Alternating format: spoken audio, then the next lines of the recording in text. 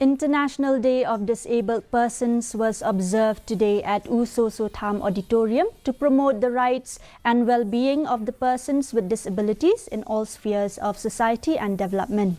Attending the program as the chief guest, Social Welfare Minister Paul Lingdor said the government is working on proposals to enhance accessibility in public and private establishments, adding that there are plans to cover 22 important buildings to make them accessible to persons with disabilities. During the function, the minister also launched the Meghalaya app for people with disabilities, PWDs, and felicitated those who excel in various fields. Around 30 stalls were put up by the people with disabilities, showcasing different products like handicrafts, painting, photographs, etc.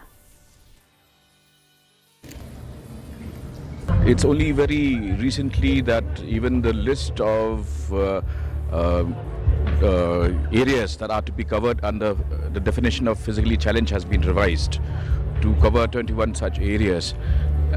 So that's again a new concept. The second part of it is that this is something which is new to Meghalaya, making sure that our government buildings and institutions comply with facilities that require facilitate access to persons with disabilities.